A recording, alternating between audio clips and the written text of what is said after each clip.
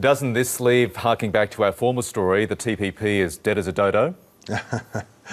Well, Michael, no, we've got up to 2 years for all the 12 countries to ratify the TPP, and Australia is going to be pushing forward. Other countries are pushing forward with their ratification. The reason we're doing it, Michael, is because this is a big trade deal that's great for boosting Australian exporters, giving us great access into a number of key markets, harmonising trade regulations around all of those countries that have joined, and that's part of the reason why we know this is a good deal for Australia. Shinzo Abe, Japan's Prime Minister, says you can't have a TPP without the US. Is he right? Well, technically that's correct, because the United States does need to ratify in order for the TPP to come into effect. But we have a number of options before us.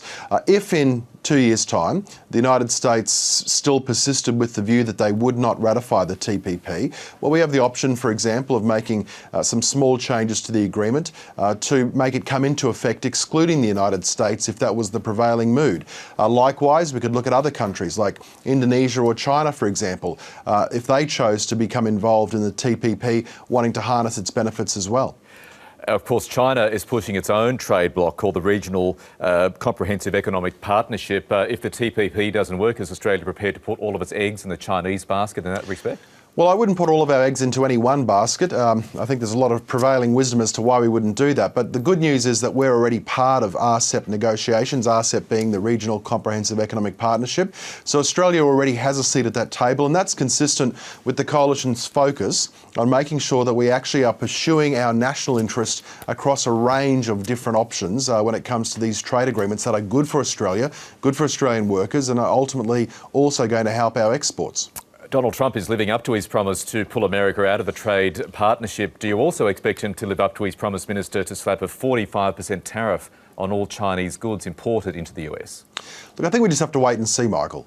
There's a lot of... Should he drop it in the interest of preserving global trade harmony?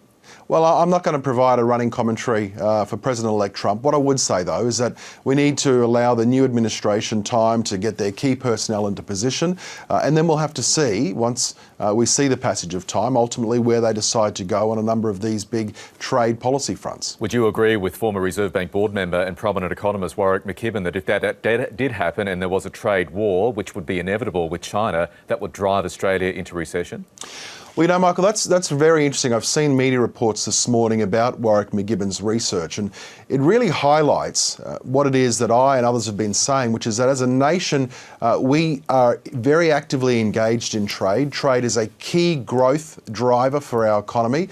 Because we do drive our economy through trade, it's a key factor in terms of creating job opportunities for Australians. So, you know, it does reinforce that trade is a central part of the Australian economy and a key to continued job creation and economic growth into the future.